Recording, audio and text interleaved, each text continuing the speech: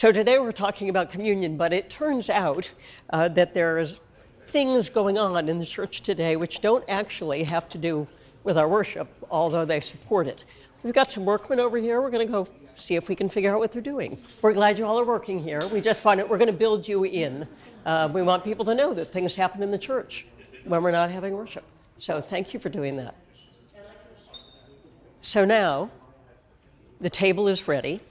And what happens is something very practical first, which is that the clergy take everything that's on this table and they take some of what's here over to the chapel for communion there, some of what's here at 9:10 down to a standing station, and some of what's here, of the bread and the wine, and the offering, the monetary offering, up there so that we can begin the distribution of communion.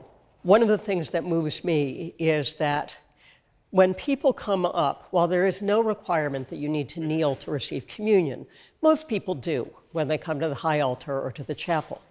And just to realize that the position of kneeling with your hands out is an incredible posture of humility. And, you know, we human beings are not really all that humble by nature. And one might even say, especially in this neighborhood, humility is not our strong suit. But everyone comes up here.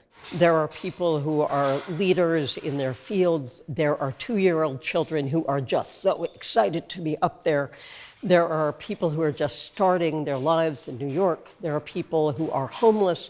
There are people who've been coming to this church for 60 years. Every one of us, regardless of our station, our circumstance, or our age, is in need of being fed with the body and blood of Christ.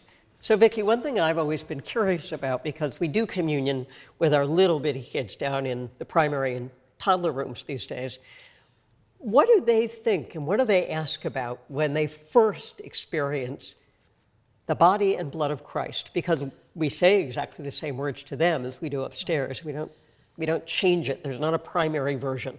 So what do they say? What do they think? Sometimes you can tell when they're really listening or when they're just excited because they're getting ready. They know they're getting ready to have bread and wine. But when they're really listening, they'll just go, "Oh, gross." And what I have to say, or one of the clergy has to say, is, "No, you are not drinking blood at this point. You know this is wine. You're drinking wine." For us, it becomes the body and blood of Christ when it is inside of us. Yeah, they just have to get past the initial. Yeah. Ew. Well, the early church was accused of being a cannibalistic society, because what else are you going to think when you hear those words? And since non-believers were not welcome at the celebration of communion, that was a pretty easy leap for folks to make. Right.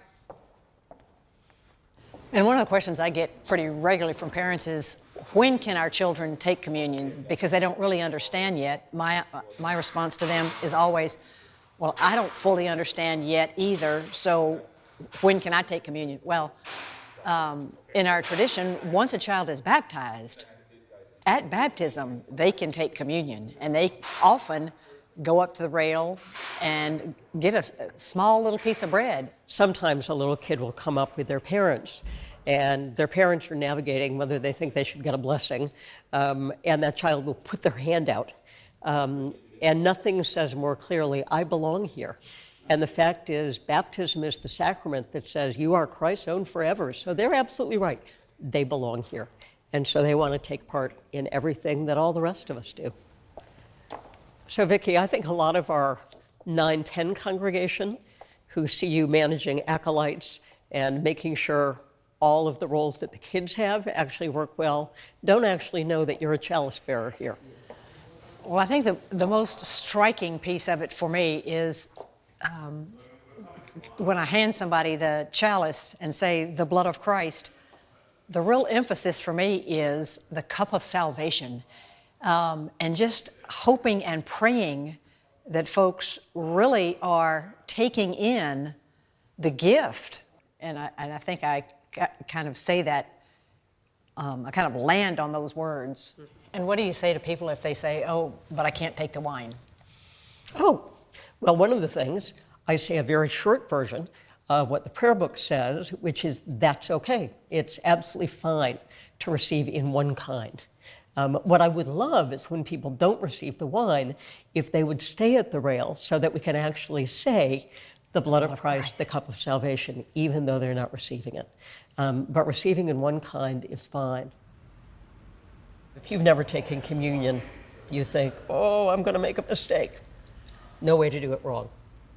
So when communion ends, we reverently put away the bread and the wine. We clean the chalices. We do the patens. We make sure the crumbs are off. And then we go back to the altar. And there is a communion kit. We also want to remember the people who are part of this community who couldn't be present with us. And so that's why that communion kit is right there. And people never get to see what's in there. And I've always been struck when I take communion to someone at home or in the hospital, and I open up the kit, they're like, oh, I had no idea. And I'm like, that's what we're sending out every Sunday morning. Right. So you should see what's actually in here, because it is a whole miniature communion setup. There are the tiny little purificators. There is a very small, beautiful chalice and a very small, beautiful paten. And there is bread, which was already consecrated at a Sunday Eucharist. So you really are part of the community when you receive communion at home. You're receiving exactly what the folks in church on Sunday received. And also, there is a cruet of wine, also consecrated during the service, that we use as well. The other thing that's in these kits, which I always find kind of beautiful, is there's a little spoon. And sometimes people are so weak, or weak because they're very much at the end of their life, that they can't really eat a whole wafer, even though that's a very small thing. They can't really drink a sip of wine. Maybe it's that they can't use their hands anymore. But you can, in fact, put a tiny bit of wine in this and a tiny piece of the wafer, and they can receive that through this tiny little spoon. Then we are reminding the kids that your job is to go out into the world. And not the kids only. Well, that's right. But to go out into the world and do what you can do, because we can all use our hands, use our eyes, use our hearts to love the world. And I hope when people walk out that they'll actually look up for a minute and see the words from Psalm 121 that say, the Lord shall preserve thy going out and thy coming in. So being fed, we really are ready to go out into the world and to be Christ in and for the world.